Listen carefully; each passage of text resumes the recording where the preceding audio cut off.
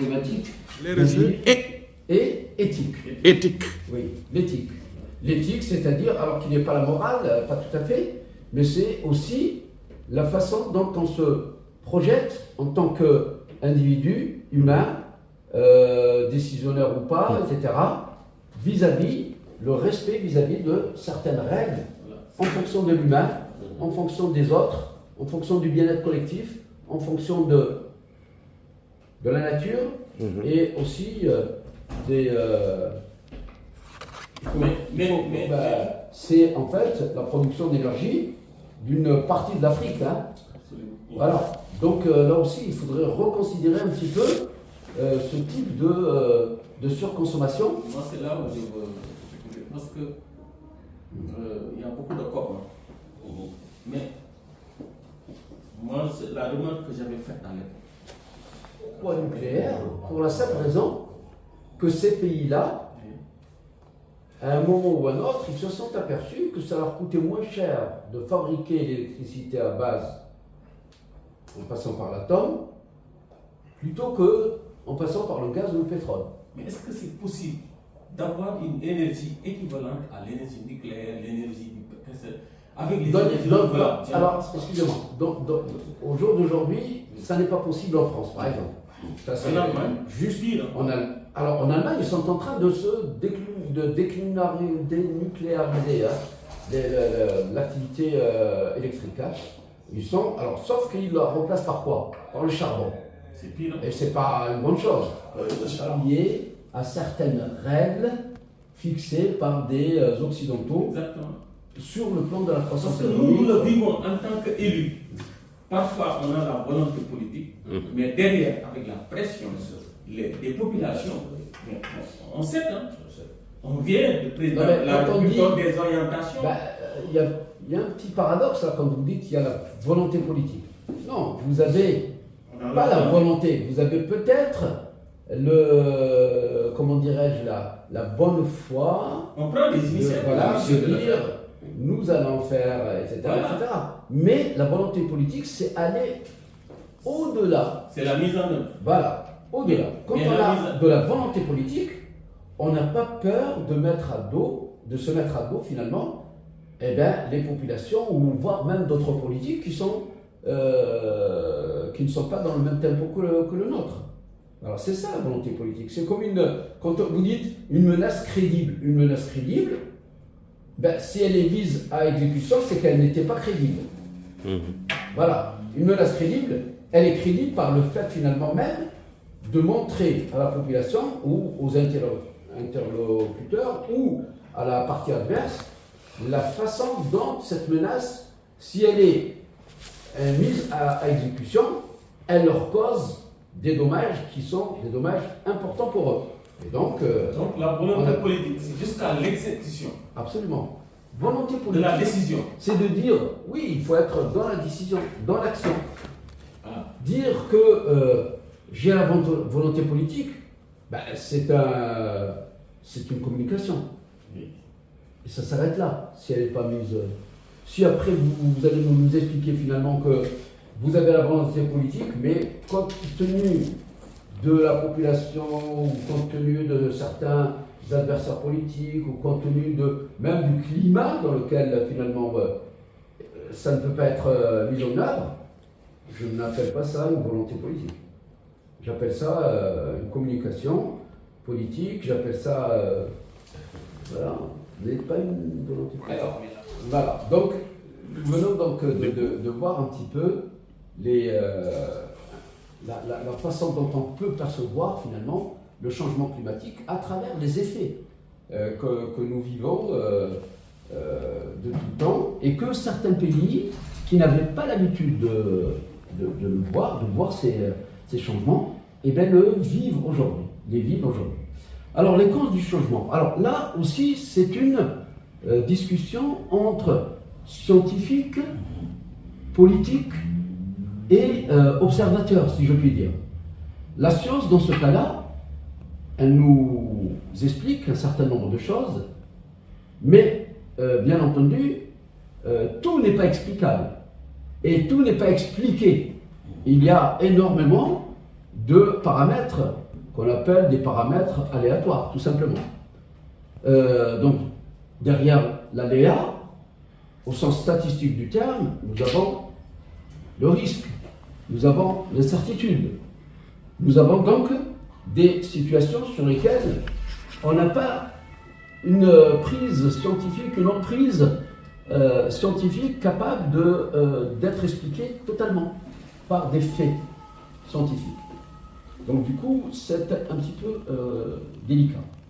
Alors les causes du changement climatique, production d'énergie, fabrication de produits, abattage de forêts, utilisation de moyens de transport, production de denrées alimentaires, alimentation des bâtiments et l'énergie. L'énergie joue un rôle extrêmement important dans nos sociétés modernes aujourd'hui.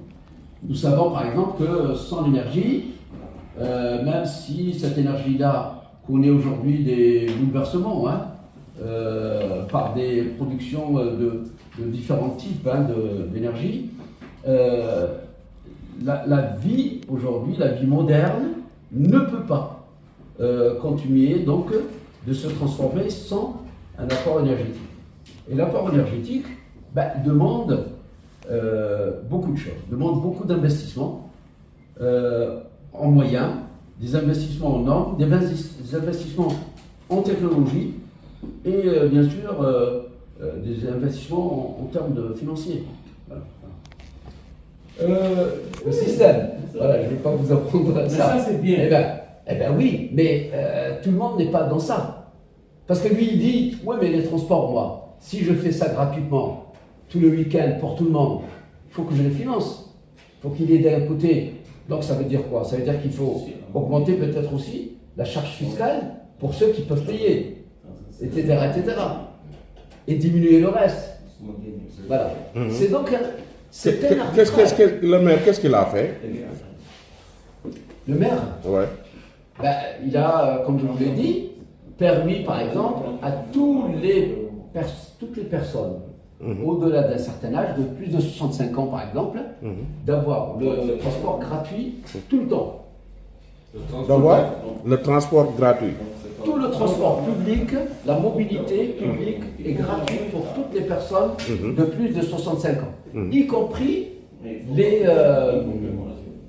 parkings. C'est gratuit.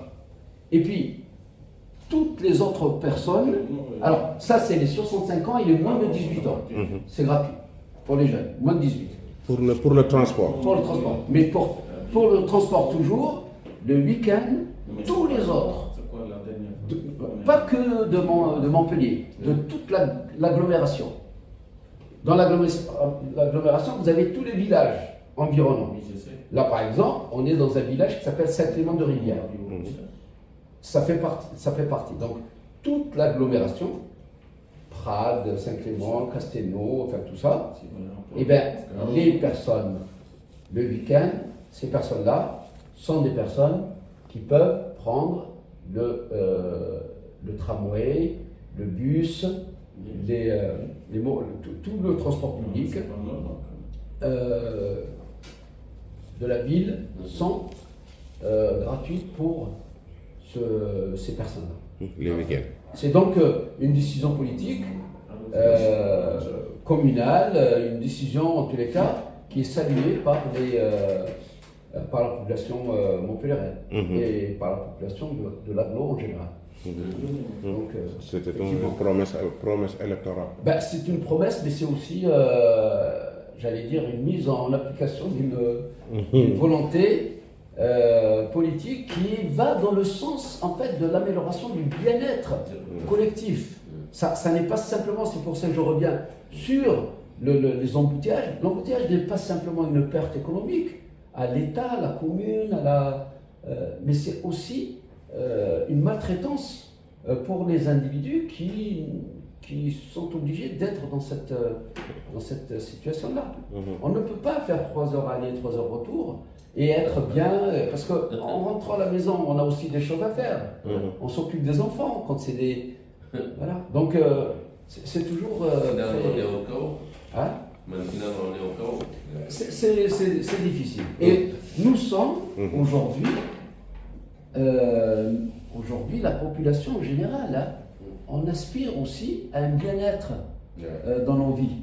Il fut un temps, les baby boomers, il fut un temps, nos grands-parents, en France par exemple, et même ailleurs, ben, c'était des gens qui travaillaient, on leur demandait de faire ça, ils le faisaient point à la ligne.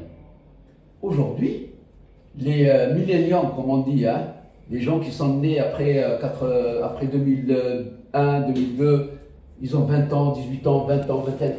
Ils ne veulent pas travailler comme avant. Ils ne veulent pas travailler comme leurs parents ou leurs grands-parents.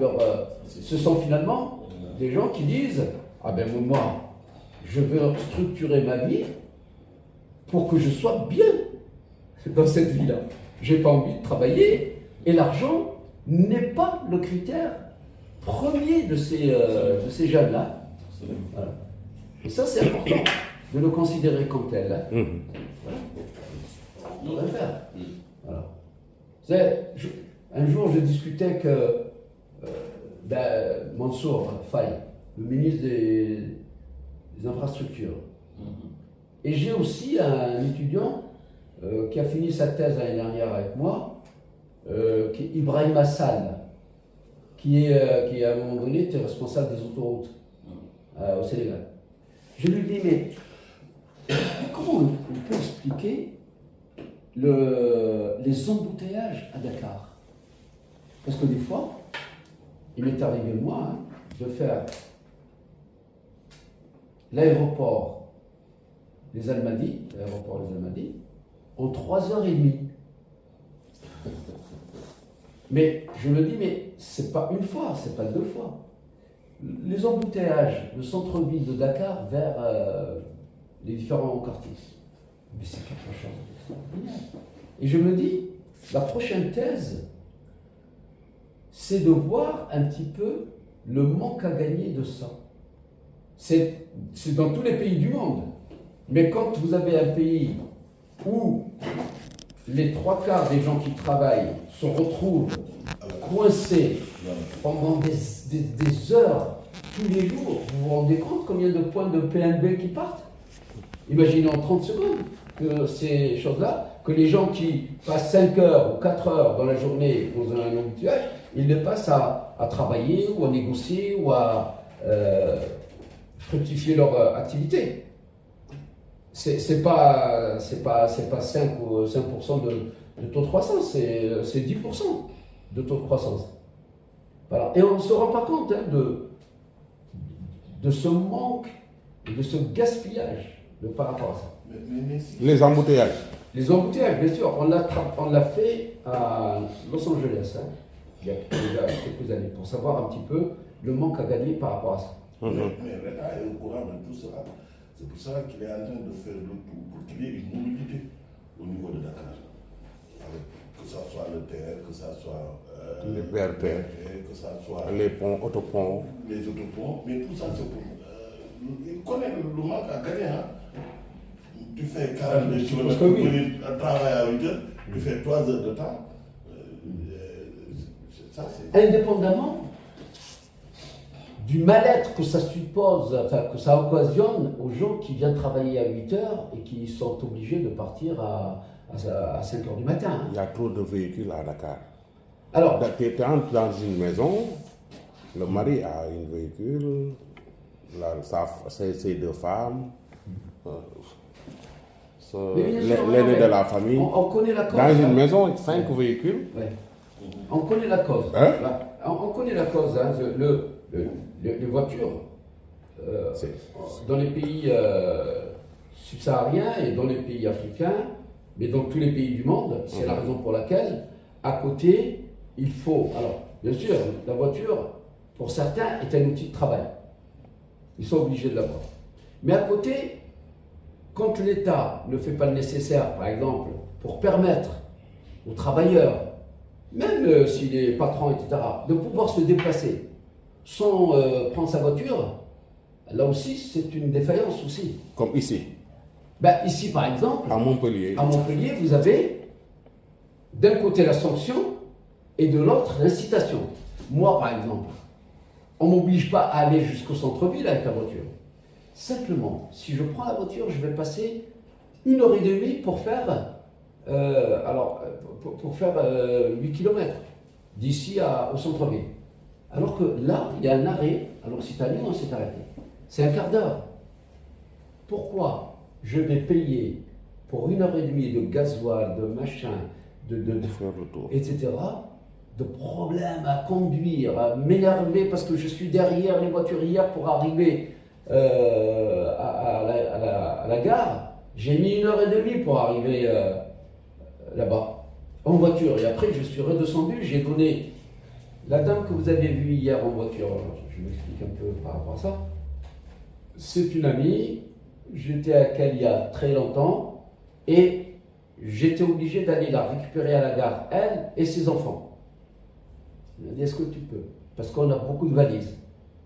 Et bien j'étais obligé de lui dire, tenez mes clés, prenez vos enfants, vos bagages, allez-y, et ramenez-moi la voiture. Moi, je vais rester ici pour aller avec mes collègues en prenant le train. C'est la raison pour laquelle. Et donc, j'étais obligé de la ramener chez elle et repartir chez moi. Ben, tout ça, ça fait 3 heures de truc. Moi, en un quart d'heure, je suis au centre-ville. Hein. Je me garde là, à côté, et je prends le train. Oui, ça c'est ici, c'est très bien. Je prends le train. C'est ça. Et le train, c'est le ticket que j'ai acheté, les 10 trucs, c'est 10 €. Les 10 tickets, hein. Ah oui. 10 € les 10 tickets. Mais le métro coûte trop cher. Hein? Le métro parisien. Rennes, il faut qu'elle fasse des profits. Il faut qu'elle vende ce qu'elle fait. Il faut qu'elle existe pour qu'elle puisse exister. Et ça, pour certains, c'est incompatible avec le respect de certaines règles qui sont souvent des règles très contraignantes selon le pays où on est. Et ces règles-là font abstraction, malheureusement, de tout ce qui est éthique ou vertu, si je puis dire, d'une entreprise qui a pour but finalement de faire des... J'avais une question. Mais sur ce point, professeur, avant sa question. D'accord. Vous savez, une entreprise, il y a des produits et des charges. Mais ces entreprises-là, pourtant, ils respectent les autres charges si l'entreprise ne fonctionne pas. Payer l'électricité, l'eau, la masse salariale, etc. etc. Mais vous devez intégrer. On devait intégrer la RSE. Ouais. C'est presque... Et naturellement, ça allait passer, ça devait... Est-ce qu'aujourd'hui, payer la facture d'électricité est une contrainte? Si vous ne le faites pas, l'entreprise ne marche pas. Non, mais vous savez que dernièrement, là, Oui. avec la problématique de la guerre, Ukraine, et tout, Oui. certaines entreprises ont vu leur facture d'électricité multipliée par 5. Mais ils payent. Mais oui, mais qu'est-ce que vous pouvez finalement leur imposer encore plus de vertu quand on dans leur management, dans leur production, dans le... Mais c'est des charges supplémentaires. Non, mais c'est des charges supplémentaires, mais qui grignotent un petit peu le côté profit et le côté chiffre d'affaires et le côté beaucoup de choses. Et puis on ne peut pas répercuter toutes les charges sur le prix d'un produit. Très vite, on va s'apercevoir que vous ne pourrez plus faire l'affaire parce qu'il y a d'autres entreprises qui ne sont pas vertueuses comme vous et qui vont finalement produire des biens peut-être de mauvaise qualité, moins chers, etc. Et vous êtes éliminé. Voilà, il y a la loi de l'offre et de la demande, donc il ne faut pas l'oublier ça. On vit dans une économie de marché. Hein. Mais parfois le contraire se produit. Hein? Moi j'ai 2 entreprises. Moi je suis dans l'informatique et je suis dans l'expertise comptable. Mais parfois vous êtes dans le conseil, c'est pas pareil. L'expertise comptable, c'est pas un produit. Oui, mais je suis dans l'agriculture. Je donne un exemple. Parfois les charges diminuent. Mais moi en tant que chef d'entreprise, je ne le prie nulle part. Les charges peuvent diviser par 2 ou 3. Le bénéfice exemple, c'est qu'aujourd'hui, comme avec la plus grande entreprise au Sénégal, qui est la Sonatel, mais font des milliards de communication. Mamadou, je peux comprendre C'est pour ça que le récit est important dans des situations comme la nôtre. Vous ne pouvez pas généraliser votre cas, en fait. C'est ce que je vais dire.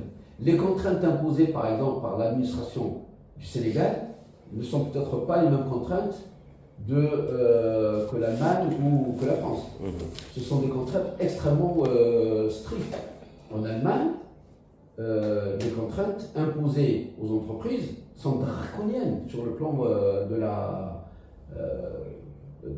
RSE.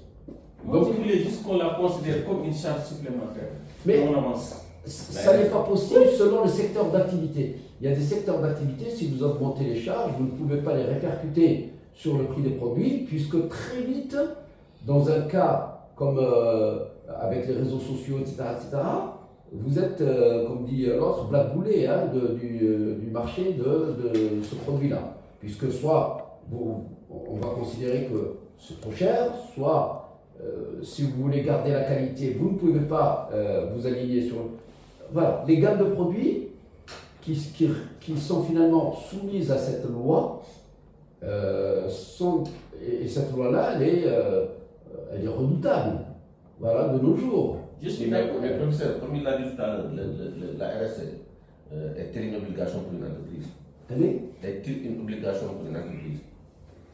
Est-ce que c'est obligatoire, la RSE? Non, mais moi je pense que dans notre pays. Non, je sais pour Non, on est en train de parler de leur pays. Non. C'est pas obligatoire partout. La RSE, pour certaines entreprises qui dépassent un certain chiffre d'affaires, qui ont des parts de marché importantes, qui ont un certain nombre de salariés, elle est obligatoire. Elle est même très contraignante. C'est pour ça tout à l'heure, quand disait M. Thiaw qu'elle doit être peut-être une charge supplémentaire, je pense que c'est évident. Oui, elle est une charge supplémentaire. Oui. Elle est une charge supplémentaire. Comme les autres charges. Mais ce que je dis par là, c'est que certains produits, d'ailleurs c'est ce qu'ils disent, certains. Mais moi je pense que. Attends, Thiaw, là je ne suis pas d'accord. Que ça doit être